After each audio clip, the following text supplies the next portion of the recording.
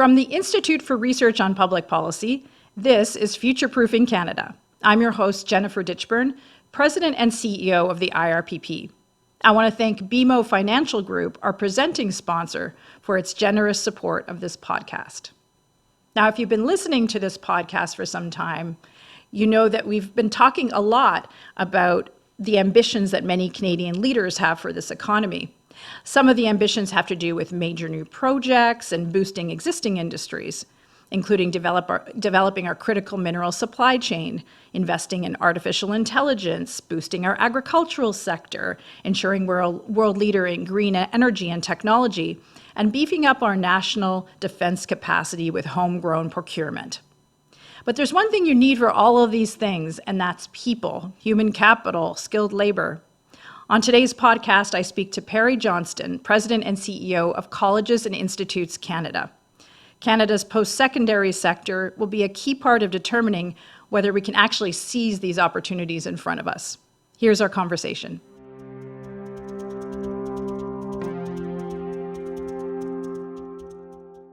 Pari, welcome to the podcast. Thanks so much. It's really great to be here. So you spend a lot of time traveling across the country, visiting colleges and the people that work there. And I should mention, actually, that I am a college graduate. I went to John Abbott College, which is part of the SAGEP one of our system. Wonderful members. Yes, absolutely. Yes. So I'm a proud college graduate. What do you think people misunderstand about colleges in Canada? Well, I love that question because it's something actually that I think about a lot, having joined the sector a little over 18 months ago.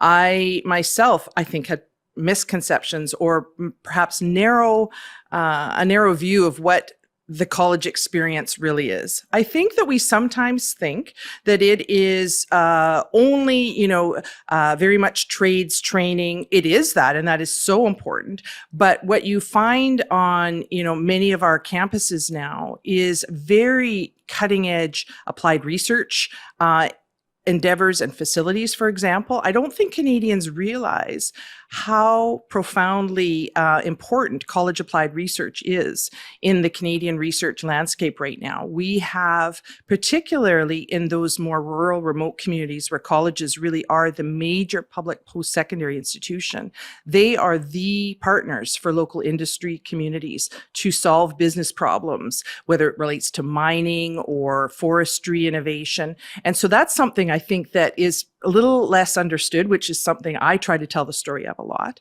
I also think the other thing that is that the students that are in those colleges get the chance to really work on research projects. They are very involved in doing capstone projects or applied research experiences as part of their studies in these facilities that are very, very high tech, working on whether it's robotics or aviation or different kinds of genomics research. This is happening in colleges now across the country in many of our member institutions. And I actually think that it is one of the key ingredients to the kind of research impact that we should be investing in for the kind of agenda Canada has to be more strong, sovereign, and secure. I'm going to put you on the spot here, but is there like an example that springs to your head of an interesting applied research project that's happening on a college campus in Canada? Yeah, well, and I've had, as you said, I really took the opportunity early in my mandate at CICAN to get out on the road. I have had the pleasure of visiting over 40 of our campuses now in 9 provinces and with more planned over the coming months. But certainly what struck me from one of the opportunities was visiting the Smart Farm at Olds College in Olds. And it was actually Alberta, right? Yes, in Alberta. Thank you. And it was unbelievable. So I'm a child of a Saskatchewan farmer, and this was unlike any farm I had ever seen. So the research center, you walk in and it's in a farmhouse. It's all data driven. There are big screens all around, feeding in data from the sensors, from the different, from the robotic, basically the autonomously run farm machinery, the cameras that are doing and sensors doing soil analysis, and all of this is feeding back into the data sets that the smart farm is analyzing.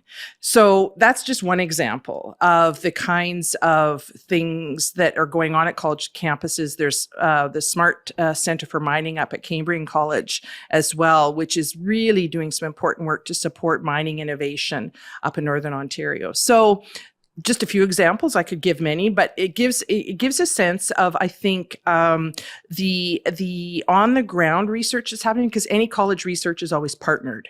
So it is an important complement to the kinds of really important fundamental research that we invest in the country. Mm. So and this is what you meant when you mentioned mining, you mentioned agriculture. It's a great segue to what I was going to ask about next.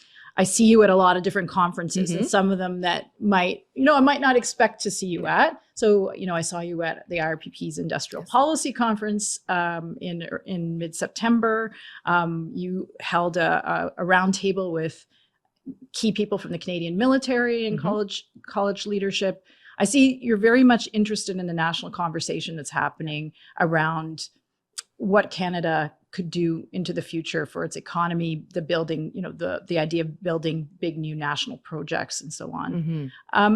Where's the nexus between that ambition conversation that's happening in Canada and the college sector? Yeah, no, I really appreciate the question. And I really loved being part of the conference you held on the things we need to be thinking about when it comes to industrial policy and other opportunities I've had, because I think it's so important that the college sector voice is part of those conversations. Because I like to say that we will not be able to meet the ambition of the kinds of initiatives like doubling housing starts, like attracting 13,000 new personnel to our Canadian military, to building major trade and transport and export infrastructure. If we don't work with colleges, the path to that ambition runs through our sector. Because for, I would say, three reasons. One is that we are by far the most accessible post-secondary network in the country. We are within 95% of Canadians live within 50 kilometers of a college campus or learning center. So we are in rural, remote, Indigenous, resource-intensive, and urban communities right across the country from coast to coast to coast. And much of our national ambition to build big, to create new interprovincial, First Nations, industry, and community partnerships around major projects are in those areas where colleges are present and are often the main public training center in that region. So there's a training component when you think about building housing starts. If you just talk about doubling housing starts, we have an aging workforce in the construction sector, and it is one of the sectors that is known to be less productive in terms of building better homes faster. Well, we train 70% of the apprentices in the country. So, and then if you combine that with the applied research capacity I talked about earlier, the Prime Minister and Minister Solomon are super interested in ensuring that all of the AI capacity and expertise we've built up as a country is adopted, right, by our small and medium-sized enterprises. Well, again, colleges are going to be key partners in that, in terms of they are the ones through our applied research projects that are de-risking technology adoption by their local partners. We are the partners that are often called on to help prototype new technology or adapt technology for local uses or local business problems. So, the imperative to ensure more of an AI strategy on the ground, again, we're going to be key partners. The third is on the defense side. As you mentioned, I just want to underscore that we have been long serving military connected campuses. Many colleges have played that role. But I think the opportunity to partner in new ways with the Royal Canadian Navy, with the Canadian Armed Forces, to provide national solutions to their training imperative, where we can take on, for the non-commissioned officers who are in supply chain logistics, aviation maintenance, all of those kind of jobs within the military that are highly needed. How can we scale what we could do in terms of the training for them so they could focus on the specialized military training side? So it's the training, it's the applied research, it's the partnerships. All of those, I think, can be brought to bear to help support the national ambition to build big. Yeah.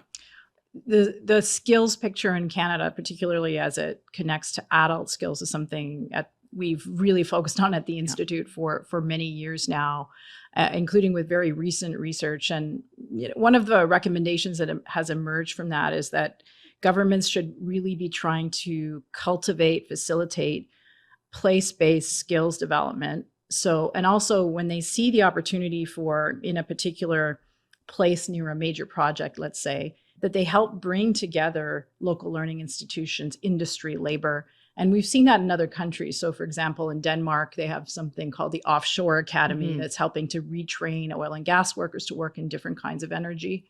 Are you seeing some sprouts of this across Canada, where the college and the local labor and the local economic development people and industry are forming these cells, like, for lack of a better term, to help a major new industry or an existing industry flourish even more? Yeah, we certainly are. And I really want to commend the work of IRPP around the Community Transitions Project, because it really shone a light on the need to be very mindful from a policy perspective on how we support those communities in transition economically or otherwise, who are facing significant disruption. And what I really liked was that it acknowledged that at the end of the day, much of our economic development is locally and regionally driven. We are a country of regions. We are, and I think that the need to think as an ecosystem in those regions or in those local communities, and what is the problem we're trying to solve, and then who needs to be around the table to solve it. We'll never be able to really achieve, in my view, the kinds of workforce development we're going to need to ensure an agile, skilled workforce of the future if we don't have the public colleges, the universities, the unions, local government, and other community organizations and industry around the same tables. And so certainly, yes, I am seeing this particularly in those rural, remote communities where our members are supporting communities in transition as the resource industries change. So I'm looking really forward in a few weeks, actually, to be out at North Island College on Vancouver Island. I've been invited to be with their board for the day, and their president, Lisa Domey, is on our board. And they are in a community that is, they serve a very vast part of the Vancouver Island. They have 4 campuses.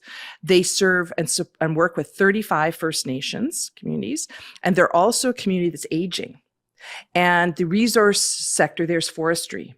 And so North Island College is very much thinking about how do they continue to support the transition in the forestry industry to continue to be high value and innovative, but at the same time create new industries. So they have developed a new seaweed research center through working with First Nations, with funding from Pacific Can and others, to develop a new industry that can be high value and an employer for the community as the forestry industry has changed. So. And that is the college being a real hub in doing what we talked about, which is continue to be relevant, continuing to be responsive to changes within the community, and recognizing their very important economic development role. Those kinds of examples play out across the country. And I think that and this is why I'm so interested in, as you said, some of these national conversations, which are what are the challenges that we're trying to solve, and then who needs to be around the table, and how do we work together as an ecosystem? That's something that really I think about a lot when it comes to the skills and workforce development imperative, because not one partner can do it alone. We have to work together. And thank you for mentioning our community transformations project. And we did find a lot of the communities that are facing disruption because of tariffs, because of the global energy transition, are remote, they're rural. Yeah. Their economy is not very diversified. And that also includes Indigenous communities. What is the connection between colleges and Indigenous economic reconciliation? Are there colleges in near remote communities and reserves in Canada? Yeah, well, I really welcome this question, and it's very timely. Of course, we're talking today, 2 days after the National Day of Truth and Reconciliation, and it is an incredibly important commitment by our organization and all our 127 members to continue to ensure that we are supporting the aspirations of Indigenous communities and their learners. And so I'll say a couple of things. One is that, again, when you think about reach, so 86% of Canada's Indigenous peoples live within 50 kilometers of one of our campuses or learning centers. And in addition, what I love about our membership is its diversity, and we are very proud to have many Indigenous institutes of education as CICAN members. And it's a partnership that and a membership that I hope we can grow and support over the years as these Indigenous-led institutes play a growing role in their communities and are really needing to have support to build their capacity. But certainly, when you think about the opportunity to, and colleges, I will say, Jennifer, have done well relative to say other parts of the post-secondary sector in terms of attracting and supporting and graduating Indigenous learners. Why is that? Well, I think in part because the proximity. I mean, we are in community. The opportunity to work with partners to develop curriculum, to have wraparound services, to offer, often doing delivery of the education right in community, so land-based education or otherwise. And so the students don't have to travel as far often, right? Because I think that this is certainly sometimes the ability to maintain strong links with community is really important for Indigenous learners. As well as there's been a lot of, I would say, over the last 10 years, and we have just renewed what we have proudly called our Indigenous Education Protocol. And it contains a number of calls to action by Canadian colleges in terms of supporting Indigenous learners, governance, curricular change, et cetera. And we have 77 now members who've signed it. And we just renewed it so that we hope many more will, because we wanted to make it more relevant to today's context. But there's been attention to curricular change that really reflects Indigenous knowledge. There's been attention to ensuring that there are supports for Indigenous learners and welcoming cultural spaces, etc. But I think that the other thing is there's been much more attention to partnership with Indigenous-led institutes. And to me, that they are going to be playing an increasingly important role in the post-secondary landscape. And I see it as a really important opportunity and, frankly, responsibility for CICAN to help support their future. Part of a self-determination picture, yes. Overall self-determination. Yeah. Talk to me about, you had a budget submission from Colleges and Institutes Canada. The budget going to happen within the next month. And one of the key elements that you called for was a one Canadian training and workforce strategy. Right. What is that? What is that? Well, thanks. I'm glad to talk about it a little bit. And it kind of, I think really encapsulates what we've been talking about in our conversation today. And again, it goes to the heart of the matter, which is that we have a real imperative to ensure that there is the ability for learners from any part of the country and to be able to move more seamlessly across provinces. And that, as the government has talked about, if we're going to have in east-west trade corridors, if we're going to have national projects that cross provincial boundaries, we also have to be thinking about what's the role of supporting more credit and credential transfer across provincial boundaries. That includes what is the role and responsibility of our members to help support that more seamless student mobility and credential transfer. It also means that we need to think about what are the big industrial challenges or projects that are going to be, brought together through more interprovincial and territorial and federal partnership, where you're never going to be able to succeed without having the college sector as a whole as part of that. And we are provincially, in terms of jurisdiction, the operating budgets for colleges, of course, come from the provinces, and yet there's a lot of federal investment in skills and research, et cetera. So how do we create tables that are focused around key challenges, where we can all be around the same table talking about what is the workforce strategy we need to layer over the industrial strategy for a particular project. I'm excited about the fact that new workforce alliances were announced a couple of weeks ago by Minister Haidu as part of the tariff response. And I think those new workforce alliances could be mechanisms to really drive more of a one Canadian national workforce strategy. Again, it's going to depend on different sectors, have different workforce needs. But I think it's really important that we have the public post-secondaries, the unions, different levels of government and industry around the same table. You come from the university sector. You worked at Universities Canada at one point. Mm-hmm. Also worked at Genome Canada. Mm-hmm. You've been in the kind of post-secondary research world for a big chunk of your career. Mm-hmm. What is the difference in the value proposition, for lack of a better term, between colleges and universities as part of the post-secondary sector? Well, and first I feel very privileged and proud to have had the opportunities that I've had over my career to really be exposed to the amazing post-secondary sector we have within our universities, within our research institutions, and within our colleges.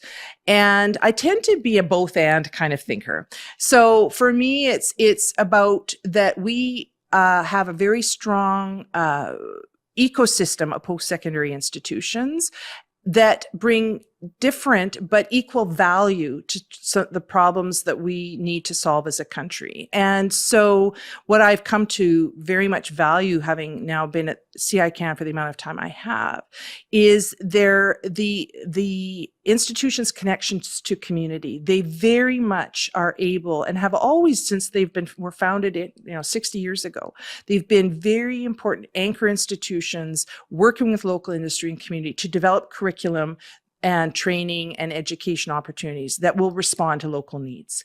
And so it's very employer driven, right? And I think that in terms of the college-led training approach, it's very much partnered and employer driven. And I think that's really key. And the approach to developing, to say a university-based education, there's lots of partnerships there too, but it's just, a bit of a different approach. The other thing I think though is I'm very interested in pathways. I think that we have to, and I have been working really hard with my counterparts in the university sector to think big, to talk about how can we work more about encouraging pathways and partnerships. What do you mean by a pathway? Well, for example, like how, and there are great examples, particularly out, I would say, in British Columbia and Alberta, where there's more of a system level approach to the post-secondary system. You have partnerships between, say, universities and the pathways that, say, a particular college would have for the first couple of years of education that then bridge into the, finishing at a university, or joint credentials, et cetera. There are examples of that. But I think too often there's kind of two solitudes, whether it, and that in even the same small communities, and I really think that we don't have the luxury anymore of thinking in terms of being A, territorial, or B, sort of, dismissive of what the other partner could bring to the table. Well, I can see how Yeah. that happens because you're after the same finite amount of Yes. resources, right? Yeah. But so what if I'm following what you're saying, it would be that, I don't know, hypothetically, you're in a place, let's take North Bay because I Yes. have Yes. affinity for North Yeah. Bay, that has a university and has a college, Mhm. Canada or college. Yeah. I actually have a family member who works there. Yeah. But so that you could take a degree at the university and finish off with a credential at a college. Is that like a sort of, Well, that does Yeah. definitely happens, and or that you or even that you might have opportunities to have whatever you did at the college fully recognized at the university if you wanted to go on, and as opposed to having to start over. Like there's it comes from a perspective of recognition of prior learning. It comes through thinking about, if you put the student at the center, and you think about what might be the strengths that you have at the college, that we have at the university, that we could co-combine a program, for example, or are there areas where we could co-locate research facilities? right? Are there places where we could share services? I like to point out the what I think is a wonderful model is the new innovation corridor being developed in Saskatoon with Sask Polytechnic. Working with the University of Saskatchewan. This is going to be and it's going to bring all of the Sask Poly, I guess, facilities in Saskatoon in one place, but it's part of a broader innovation corridor that's being partnered with the University of Saskatchewan. I think that's fabulous. I think we need to see more of that, because what that's going to do to help drive provincial economic development around areas of real strength, it's adding to bigger impact. If you think about what do we each bring to the table, as opposed to we're just going to sort of work our own and compete for the same students and the same scarce dollars. So speaking of scarce dollars, yes, the college sector has faced a lot of its own set of headwinds, and from the provinces, frozen funding, diminishing funding. Yeah. Then you get hit by the federal government that suddenly pulls back on the numbers of international students that can be brought into Canada and attend colleges and universities. What's been the impact of that combination of, maybe it's a perfect storm, I don't know. Well, it has been an exceptionally challenging time. So I had been at CICAN exactly 6 weeks when former Immigration Minister Miller brought in what was the federal cap on international student numbers, followed by a series of cumulative policy changes that have, I think it's fair to say, and others have said it as well as myself, the biggest disruption to the sector in decades. And I do want to underscore that, any perspective I've had on this comes from a place of, we also want a stable, sustainable, and high integrity immigration system. So, we share that goal absolutely, and the need to ensure that colleges and universities and all the partners within the international student program are recruiting and welcoming and supporting those students so they have a really good experience is critical. That said, what has been the result was an overcorrection to the challenge that Minister Miller was trying to solve, in that we have seen the numbers of study permits plummet far below the cap that was set. And that's been coupled with plummeting approval rates, slower processing times, and I would say a very, very big hit to our global brand around the world. At a time when we have aging populations, we have labor market shortages, we have underfunding by the provinces and or tuition freezes in many provinces. so that the opportunity to have revenue sources that keep programs open for Canadian students is now under threat. So the risk is this. The risk is that we are not going to be able to offer choice and programs for Canadian students in some cases, particularly northern remote communities that have had to make serious decisions around what programs they can keep open. And often it's the high demand trades and health programs that are more costly that are challenged. We have risk to communities, particularly again in more remote rural communities, where these international students were also a big part of the local workforce. Working part-time, working in local hotels or other, just part of the community. And third, it is disproportionately hitting our sector in key areas of the local economy. So if you think about the fact that in our case, there's some very challenging restrictions put on the postgraduate work permit program for colleges. And that has led to many programs that we offer no longer being eligible, like automotive technicians, like EV technicians, like students in the hospitality sector that are hitting cities like Vancouver, which is a high destination tourist area, very, very in a very challenging way. So it's having a lot of unintended consequences, Jennifer, that I worry about. In that we're an aging population, generally, particularly in certain regions, and I think it's also creating a polarized public conversation around immigration that I worry about, that I think, as certainly the college sector, working with business, with communities elsewhere, need to rebuild a positive narrative around immigration for the long term for Canada, and that international students have a role in that. It has to be sustainable recruitment, sustainable numbers. We all agree with that. But I think that the approach ended up being more of a hammer than a scalpel, and it is costing us dearly now. I want to just plug a series that my colleague Charles Breton at the Centre of Excellence on the Canadian Federation has launched on immigration policy, and a paper by Dr. Lisa Ruth Brunner about international students and the policy around it.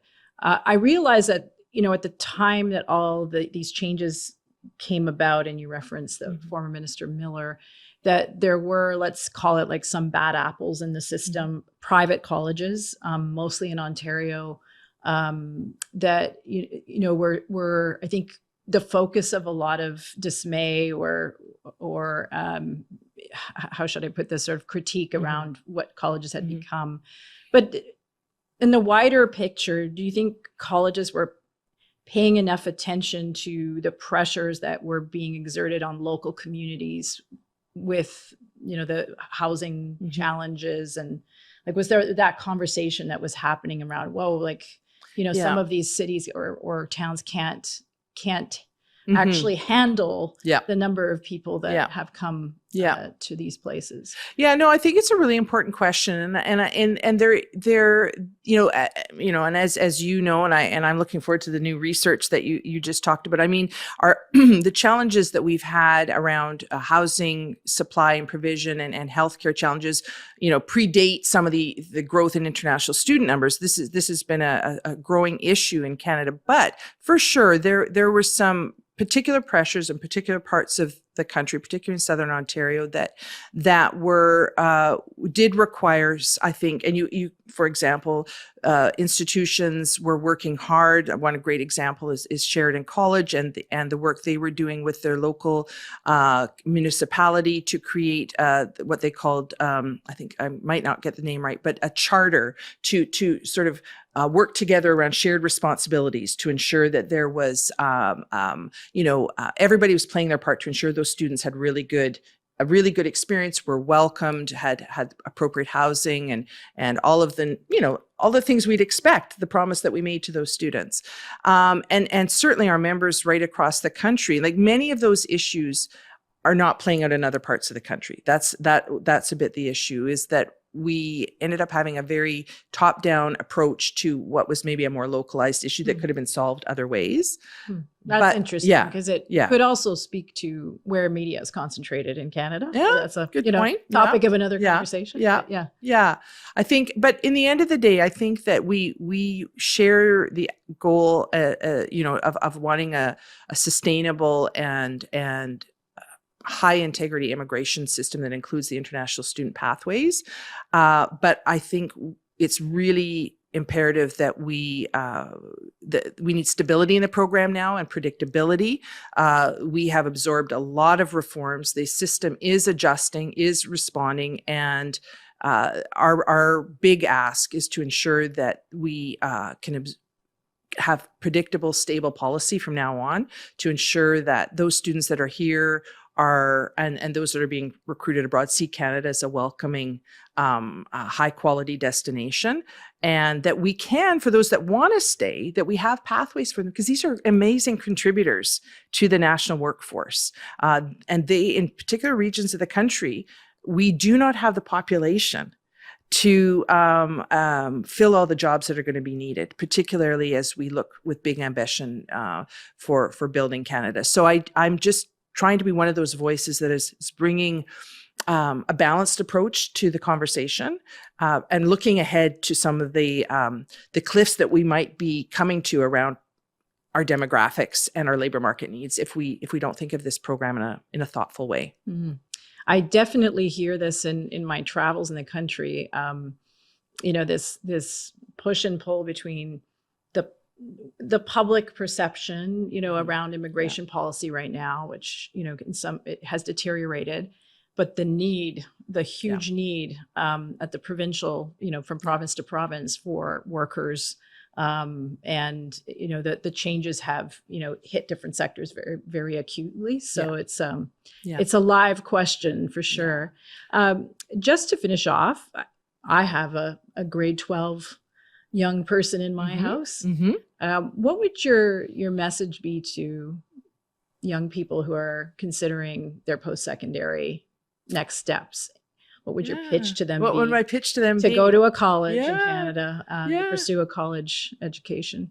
Well, my pitch would be go out and make sure that as you're doing your research, please go visit and go meet the folks at your local college, to have them walk you around the campus, to understand what programs they offer and how it might line up with your interests. Because if you want to have a more experiential, hands-on, getting in and being able to work on projects right away kind of experience, plus working, having a chance to be, in facilities that are really welcoming, very diverse, where there's a lot of opportunities to get involved in all of the extracurricular that anybody looks at post-secondary. But if so go visit your local campus, like put it on your menu of visits to do. I think that's the first thing. Sometimes we just don't even go that far. And I was very proud of my son, who's now in his first year.